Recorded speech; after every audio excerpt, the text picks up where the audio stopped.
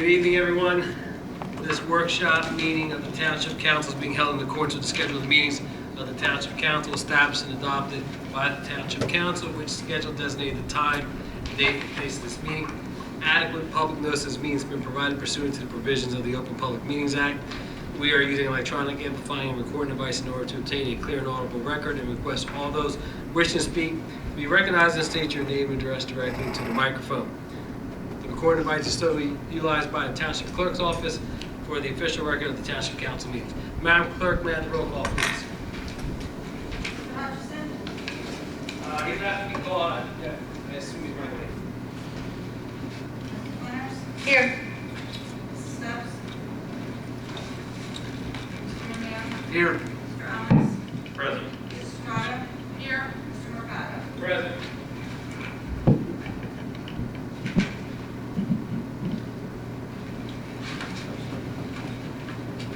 Now open up the public portion. Anyone wishing to speak, please raise your hand.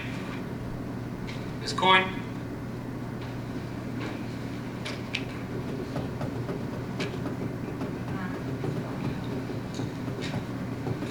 Good evening. Good evening.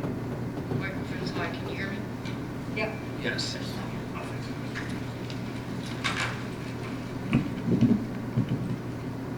Can we have your address? I know you've been here before, but can I have your address? 1060 Choose Laney Road. Thank you. Okay, during the July 13th council meeting, it was stated that the township has an ordinance which names the Housing Authority as the program administrator of the Market to Affordable program. And it was stated that the Housing Authority, in conjunction with the township, is in the process of identifying properties for the Market to Affordable program. October of 2019, Gloucester Township paid $25,000 to the Housing Authority for the management of that program. The Housing Authority denies having any involvement with the program. They stated they manage the senior complex and the day-to-day operations are contracted out to Executech. Can somebody explain to me why we paid $25,000 to the Housing Authority for the management of the Market to Affordable program? Mr. Cars, would you be able to address that? I would defer to Mr. Clyde on that. Okay. Mr. Carmer is not here this evening. I can provide you an answer, Mr. Carmer. Give me a time frame. I will reach out to Mr. Carmer tomorrow, and I'll try to get an answer by tomorrow's Thursday, by Monday's meeting. Okay. Ordinance 01909 deals with the affordable housing fees and procedures, and it states that rental income from the township-operated units should be deposited into the Affordable Housing Trust Fund. Our rents from the senior campus deposited into the Affordable Trust. The rents from the senior housing, we would have nothing to do with that. It's township managed properties, isn't it? They, No. in lieu of payments, pilot payments, Yeah, but we're not receiving payments, those would go into. rent payments. No, not rent. Yes. The pilot payments would go into the general. Ms. Corn, you fund. said rent payments, is that what you said? Yes. No, Yeah. no, No, we're not. we don't collect any rent. What pilot payments? I asked previously about the pilot payments for the, I think there's 2 or 3 pilot payments, one for Franklin Square, one for Senior Campus 1, and is there Senior Campus 2? I was told that Senior Campus 2 had They're pilot budgeted. payments, but that never came to fruition, so there were no pilot payments for the senior There campus. may be just the 2, but they're listed in the budget, in the revenue section. We anticipate that money, so that money, when it comes in, goes into the general fund. Okay, but there is no Senior Campus 2, correct? So then it would only be the 2, It'd be Franklin Square and Senior Campus 1. I don't have a budget in front of me, so I can't tell you. Okay, but, I mean, we know I know whether or there's not there's a pilot. Senior Campus 2, right? I mean, there is or there isn't. Is there? I don't believe it ever went It's a senior through. campus one. 1, yeah. Okay, thought so. All right, that same ordinance also states that the Affordable Housing Trust monies can be used for the Market Affordable program and for necessary administration. Why wasn't the $25,000 paid to the Housing Authority paid out of the Affordable Housing Trust? Because it wasn't. Mr. I Carmer? don't have an explanation. I'll have to check with the CFO and do this. Ms. Coyne, when you're done, can you provide those questions to the clerk as well? If I had the questions in advance. Yeah, Ms. Coyne, I can't go off of the ordinance from 2 years ago or a year and a half ago. I would have to know this ahead of time. I can't answer all on the fly, I'm sorry. You can send me an email anytime you want before the prior to the meeting so we can answer. Okay.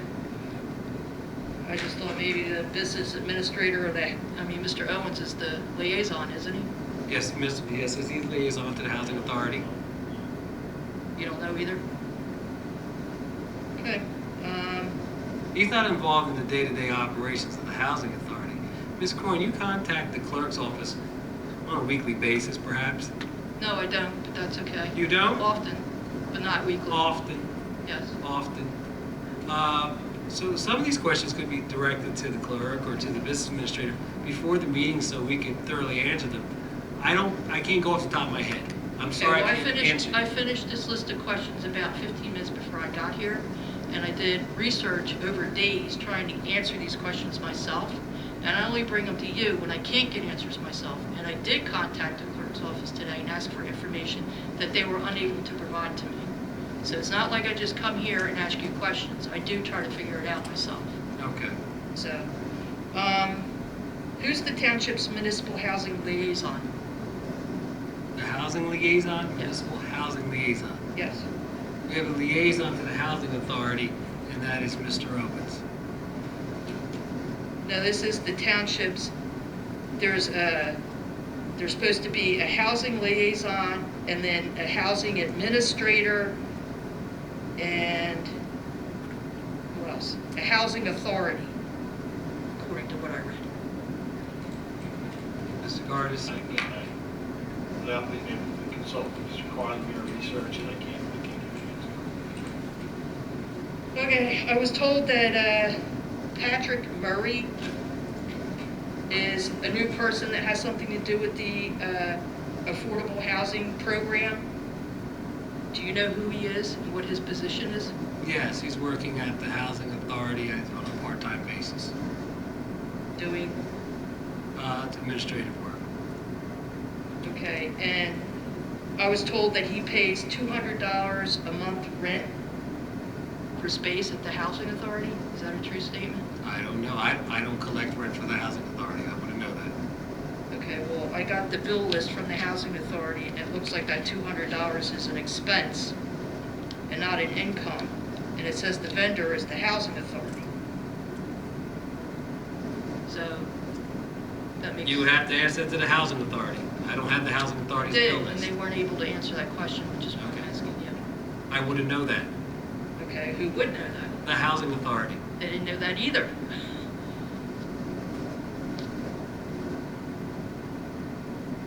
I'll find out for you as well. Again, please forward your questions to the clerk afterwards, please. Okay.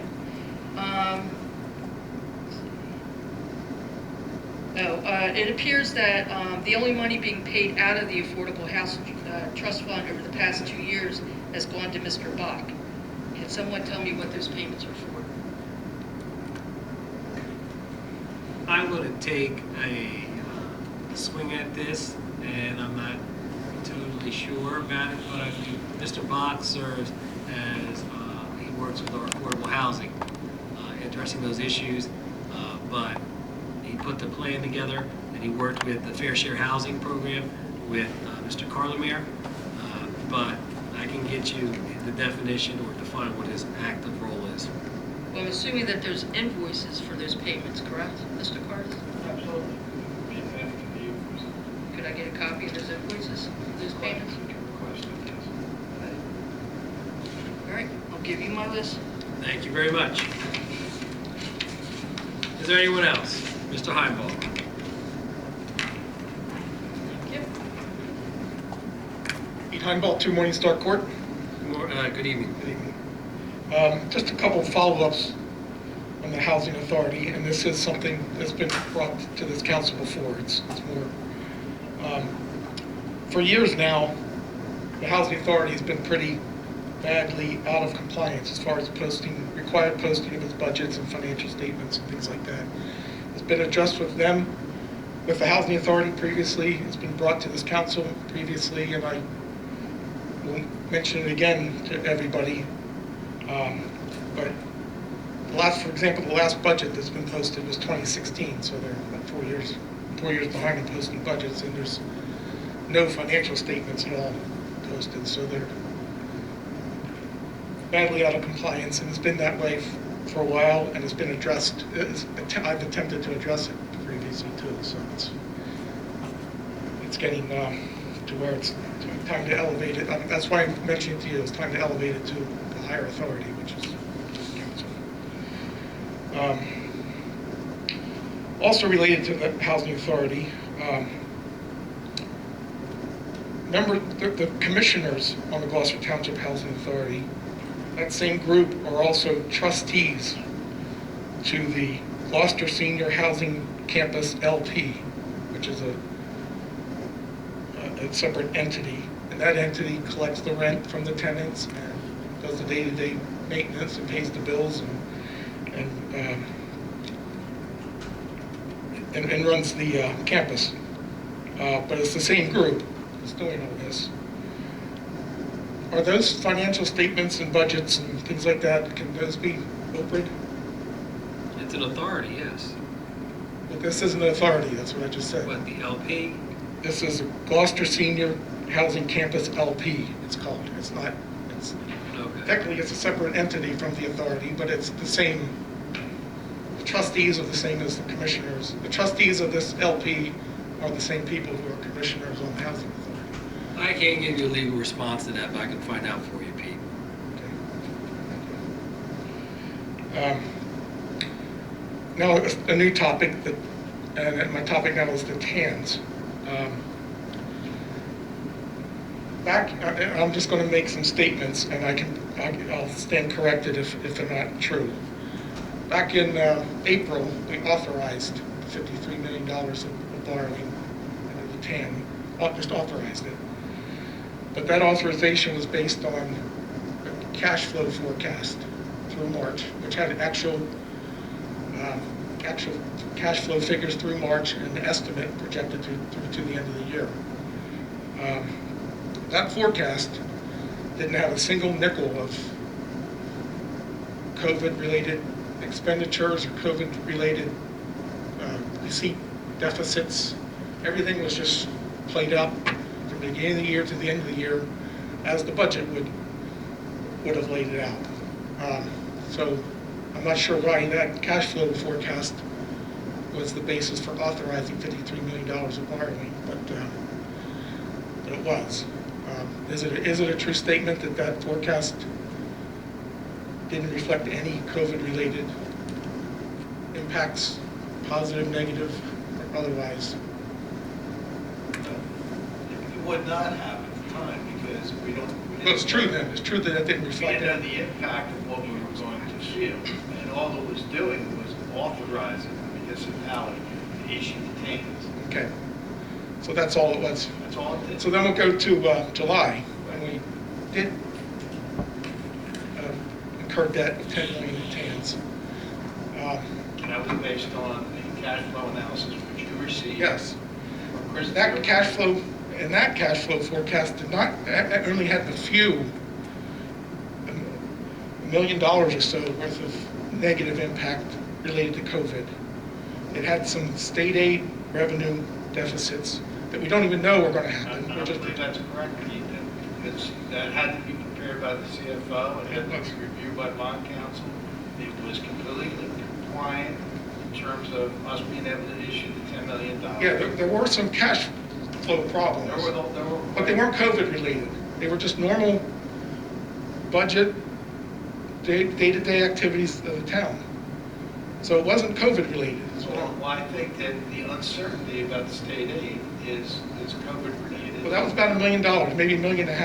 That uncertainty that was here, that was in the cash flow. Now, right now, they owe us 55% of $5.3 million. And we don't know what they're going to do because Right. they sent out a notice Well- saying that they're going to set up a schedule of payments. Nobody's seen that schedule. So we don't know, we received 45% of the aid already. Have received 45%. 55 is in question. Correct. The forecast says we'll receive, we don't know, but the forecast When we says, put it together, we had concerned were unable to make the June payments to the schools. We were concerned about our own bill list, we were concerned about payroll. We didn't know what was going to happen with the August quarter. We still don't know what's going to happen with the November, because we don't know if the state will step in and take action in some way. So there are plenty of uncertainties here. And we were well within the law to issue that $10 million. It turns out our July and August property tax receipts exceeded the forecast, it turns out. I got that from the CFO. So we're ahead. So that kind of cancels out what you forecast in the deficit from state aid. So what I'm saying, whatever cash flow deficit you're talking about, they have nothing to do with COVID through the end of August. They have nothing to do with COVID. We issued the TANs based on projections and. You said it was by COVID. the Your whole CFO, explanation, the whole, by the CFO. yeah. And oversight by the auditor and bond counsel, and I think it was the right thing to do. And Well, can you you explain- obviously don't think it's the right thing to do. No, I want an explanation of why it was needed, because I know the cash flow says nowhere near that impact from COVID. I realize there's uncertainty, so maybe you should be ready to pull the trigger on The cash borrowing. flow analysis does allow us to borrow $10 million. No, but it's not COVID related, I'm saying. What, It doesn't your have debt, to be. no, but that's what you've been saying all year. We can issue Okay, TANs. yes, any I know you want, can, anytime, I know you any- can, that's what you did. And many municipalities issue Yes, you TANs did. every year. But your rationale from April on was COVID uncertainty. That's right. But that's not what I'm the going to cash flow forecast says. So what caused the cash flow deficits up Uncertain. till now? That because it wasn't Are COVID? you sure we're going to get our 55%? I'm talking about up till now. Are you sure? that No, we're- heck no. You and Okay. me both? That's called uncertainty. Yeah, so you're ready to pull the trigger on what's needed to fill that gap. And I believe it was a responsible thing to do. Can you answer this question again? I'll try again.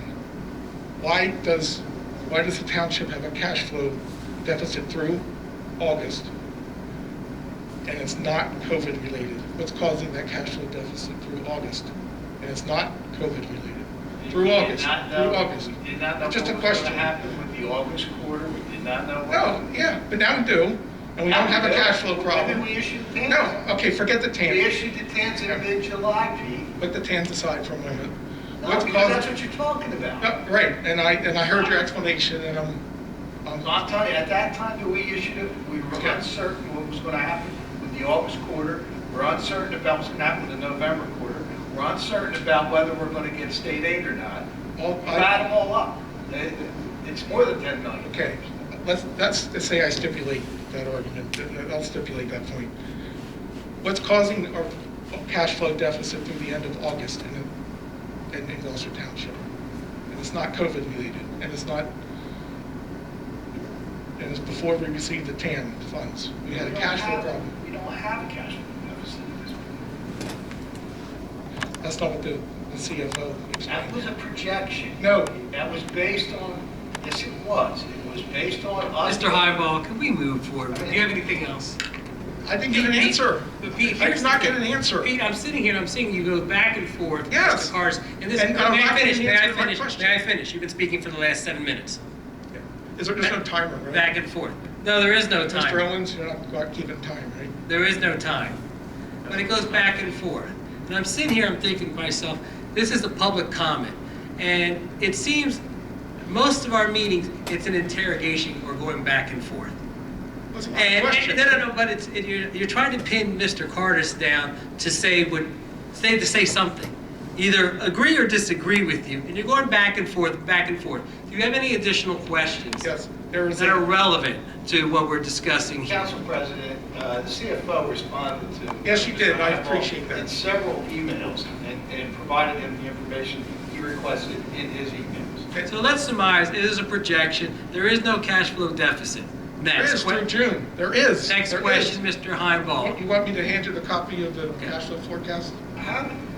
There's a cash flow deficit through June. It has nothing to do with COVID, has nothing to do with TANs. Everything that we did was planned. Yeah, I'm asking for I'm not, The CFO gave you the explanation. You got it in writing. but it wasn't different from any other year. He answered Through all your June. questions. So what made, Mr. Heimball, you please wrap it up? Do you have any other questions? I'm not You're gonna- going back and forth. Yeah, but This, he's you know what, stuck this- in the question. No, you're going back and forth. Do you have any other questions? No, just the one. I'm still awaiting the answer. Just to the one. I already told you, we had uncertainty about the August No. quarter, we had uncertainty about state aid, and we had uncertainty about the November quarter. Thank you, Mr. Cars, for answering that. Mr. Heimel, do you have anything else? Yeah, what caused the cash flow deficit for Gloucester Township through the end of June? So you're rephrasing the same question you've been asking for the last 7 minutes. I didn't get an answer. Yes, I He guess I just am. answered the question for What did you. the CFO tell you? Did she That we tell had you- to pay out some did she tell you things how early to- in the year, That's and we'll get some receipts later in the year. Right. But it happened, it's all budget, it's all the same thing that happens every I year. saw the response. Did It's she all the say- same. Did she say there was $8 million that had to be paid? Yeah, but that happens every year. No, it doesn't. We permanently financed last year. This year was the first year. So that's why we had to borrow money, because we owed $8 million of debt in February. All right, that's the answer. She said Why that. do you keep saying You have that. forecasts and? You have it That's in the an answer. email. You have it in an email. But you didn't, why didn't you come answer up it then? here, you play like you don't have answers, you don't know anything, you got it. I saw it, I read it. Thank you very much, Mr. Heimel. Is there anyone else? Mr. Polidoro?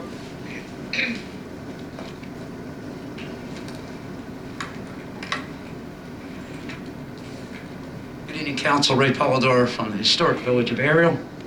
I had no intention of making any comments. I guess the one thing that I'm looking at that I've asked Mr. Cardis about several times, with our habit of borrowing, and it is a habit, it always deals with uncertainty. We always borrow with uncertainty.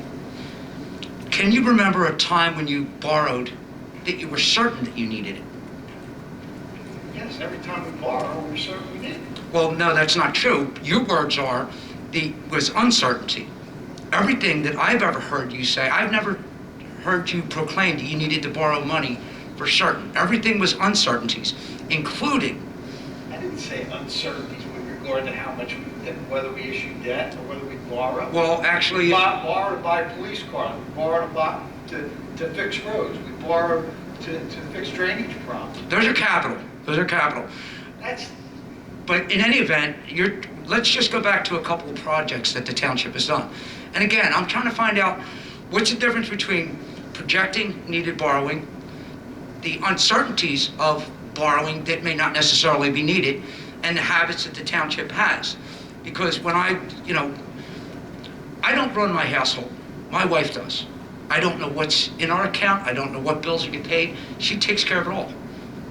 She projects what needs to be paid. She budgets for everything else that we do. My wife does her job really well. And the problem is that you borrow when you're not sure if you're going to get a grant for something. You have said that numerous times. We weren't sure we were going to get the grant. My question to you at the time, we borrowed because we wanted to get the project completed. well, We have filed for grant applications, you're mixing apples and oranges here. No, You're no, no. saying let me finish. Go ahead. You're saying that the issuance of $10 million in TAN is the same as borrowing for debt, and it's not. It is revenue related, it has to be paid off, and it has to be paid off by proceeds from collection of taxes. That's different. here's I guess what the line of questioning is getting to. You know, we seem to borrow, and there's times when we do need it, times when we don't need it, times when uncertainty. And again, there's times when you borrow that you're getting money back from a grant. And that's a bad thing? Well, the That's bad correct. thing is most normal people will borrow after they've applied for a grant and didn't get it. Then you know which avenue you need to take. You borrow before applying for the grant. Then when the money comes back, How did we issue that bond anticipation, or that bond ordinance? No one knew that Green Acres would cover the construction of a playground. That's why we had an emergency meeting in here on a Saturday or on a Friday. It was Saturday. Yeah, I mean, how many times did we go over this again and again? my question continuously to you was, you have, not to my knowledge yet, have applied for a grant first and then put out a bond after finding out that the grant was either turned down, because then you would know how much you needed to borrow. I'm not an accountant, I'm not a numbers guy. That's correct, and you don't know that that's correct. Well, it's absolutely correct because, and I'm going to use what I find to be the simplest example of all.